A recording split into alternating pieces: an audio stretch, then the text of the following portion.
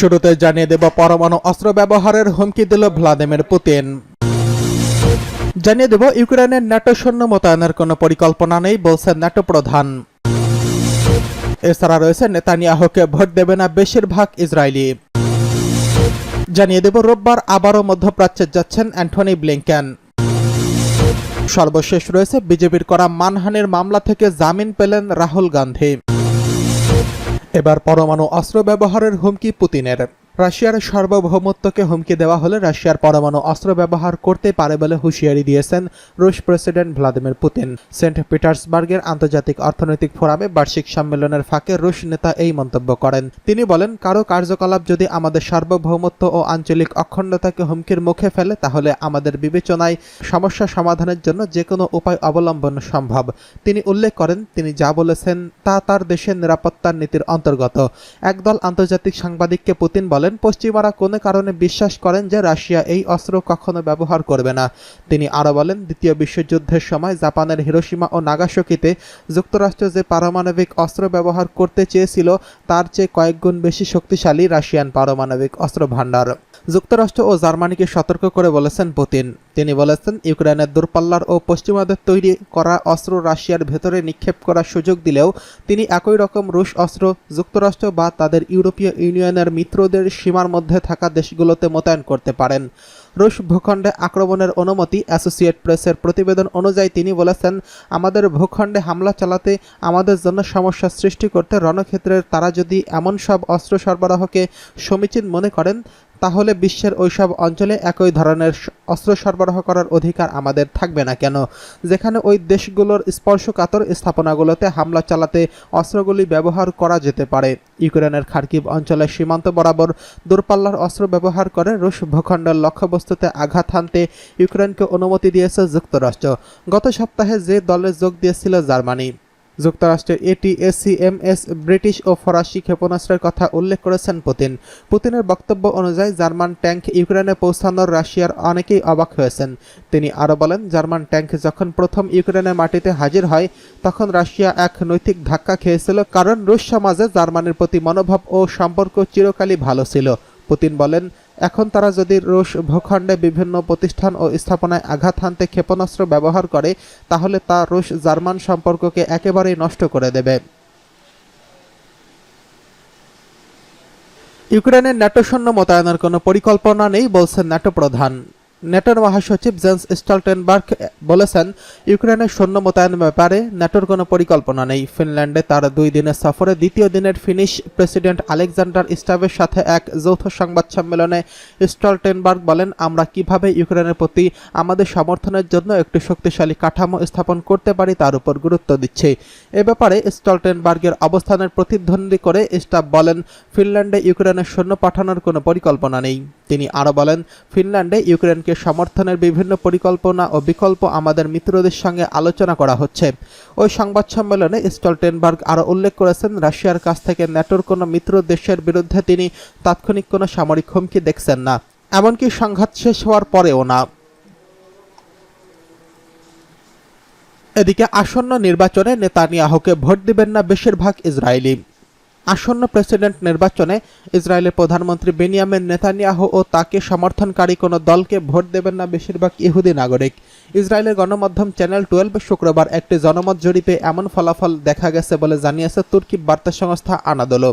জরিপে দেখা গেছে 62% ভোটার ইসরায়েলের নেতা হিসেবে নেতানিয়াহুকে বা তাকে সমর্থন করে এমন কোনো দলের পক্ষে তাদের ভোট দেবে না।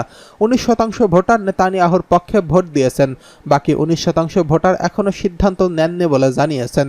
এই জরিপে দেখা গেছে নেতানিয়াহুর ব্লকের ভোটার হিসেবে পরিচিত এমন 30% ভোটার বলেছেন তারা নেতানিয়াহু বা তাকে সমর্থনকারী কোনো দলকে ক্ষমতায় দেখতে চান না। গত 7 অক্টোবর গাজা উপত্যকায় ইসরায়েলে আগ্রাসন শুরু হওয়ার পর থেকে গাজায় বন্দী ইসরায়েলিদের মুক্তির জন্য আন্দোলন করে আসছে জিম্মিদের পরিবার ও সাধারণ জনগণ। এছাড়া বিচার বিভাগের ক্ষমতা সীমিত করার বিতর্কিত আইন পাশের জন্য আলোচনার মুখোমুখি হন নেতানিয়াহু।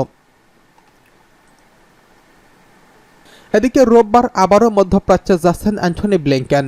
যুক্তরাষ্ট্রের পররাষ্ট্রমন্ত্রী অ্যান্টনি ব্লিংকেন ইসরায়েল ও হামাসের স্বাধীনতাকামী যোদ্ধাদের অস্ত্রবিরতির প্রস্তাবে রাজি করানোর আশায় রোববার আবারও মধ্যপ্রাচ্যের দিকে রওনা হচ্ছেন। ওই অস্ত্রবিরতির লক্ষ্য হচ্ছে লড়াই থামানো, পণবন্দীদের মুক্তি নিশ্চিত করা এবং যুদ্ধবিধ্বস্ত গাজায় আরও মানবিক সহায়তা পাঠানো।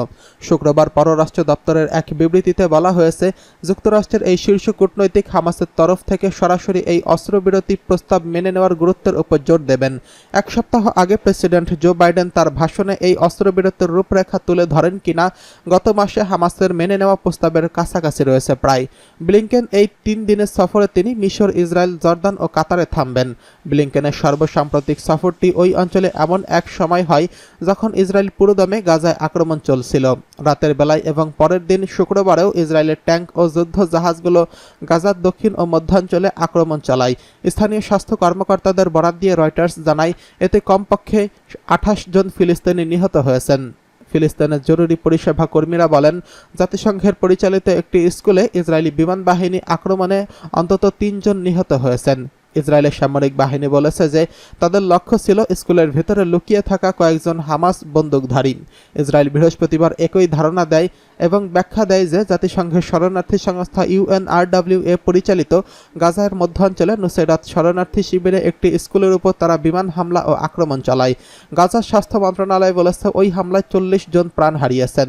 UNRWA এর কমিশনার জেনারেল ফিলিপ লাজারিনি বলেন যে হামাস ওই স্কুল থেকে তৎপরতা চালাচ্ছিলেন। ইসরায়েলের ওই দাবি তাকে বিস্মিত করেছে এবং তিনি এটি নিশ্চিত নন। শুক্রবার প্রকাশিত এক প্রতিবেদনে জাতিসংঘের মানবাধিকার দফতর বলেছেন, নুসেরাত শরণার্থী শিবিরে স্কুলটিতে বিমান হামলায় এটাই বোঝা যাচ্ছে যে আন্তর্জাতিক মানবিক আইন মান্য করতে ইসরায়েলের সামরিক বাহিনী ব্যর্থ হয়েছে। শুক্রবার জাতিসংঘ ও ইসরায়েলের মধ্যে উত্তেজনা আরও বৃদ্ধি পায় যখন জাতিসংঘের দূত গিলাদ এরদান বলেন, তাকে জানানো হয়েছে যে জাতিসংঘের মহাসচিব অ্যান্টনিও গুতেরেসে ইসরায়েলের সামরিক বাহিনীকে ওই অপরাধীদের আন্তর্জাতিক তালিকায় অন্তর্ভুক্ত করেছেন যারা শিশুদের বিরুদ্ধে অপরাধ করছেন। ইসরায়েলের প্রধানমন্ত্রী বেনিয়ামিন নেতানিয়াহু তার এক্স পোস্টে তার উৎসাহ প্রকাশ করে লিখেন, আজ জাতিসংঘের নিজেকে ইতিহাসের কালো তালিকায় যুক্ত করেছেন যারা হামাস ঘাতকদের সমর্থন করে। ইসরায়েলের প্রতিরোধ সেই বাহিনী হচ্ছে বিশ্বের সবচেয়ে নৈতিক বোধসম্পন্ন সেনাবাহিনী। জাতিসংঘের কোনো ভ্রান্ত সিদ্ধান্ত তা পরিবর্তন করবে না। এদিকে বিজেপির করা মানহানির মামলায় জামিন পেলেন রাহুল গান্ধী। এবারও ক্ষমতার স্বাদ না নিতে পারলেও নরেন্দ্র মোদী বিজেপির একচেটিয়া আধিপত্যের ভিতকে এইরকম নাড়িয়ে দিয়েছে কংগ্রেসের নেতৃত্বাধীন ইন্ডিয়া জোট। লোকসভার দ্বিতীয় বছরের সর্বোচ্চ আসন পাওয়া দলের মর্যাদা পেলেন রাহুল সোনিয়ারা। সংসদে বিরোধী নেতা হতে পারেন কংগ্রেসের নেতা রাহুল গান্ধী। এমন পরিস্থিতিতে আরও একটি স্বস্তি পেলেন রাহুল গান্ধী। কর্ণাটক বিজেপির দায়ের করা একটি মানহানির মামলায় জামিন পেয়েছেন তিনি। শুক্রবার 27 জন তাকে জামিন দিয়েছে বেঙ্গালুর একটি আদালত। আদালতের রায় ঘোষণার সময় সেখানে তিনি উপস্থিত ছিলেন। গত বছর কর্ণাটকের বিধানসভা ভোটের আগে কংগ্রেস থেকে প্রকাশিত একটি বিজ্ঞাপনের অভিযোগ করা হয় 2019 থেকে 23 সাল পর্যন্ত কর্ণাটকের বিজেপি সরকার বড় মাত্রার দুর্নীতির সঙ্গে যুক্ত ছিল। ওই বিজ্ঞাপনে প্রকাশিত হওয়ার পর কংগ্রেসের নেতা DK শিবকুমার, সিদ্দারাইমার এবং রাহুল গান্ধীর বিরুদ্ধে আদালতে মানহানির মামলা দায়ের করেন বিজেপির MP S কেশব প্রসাদ।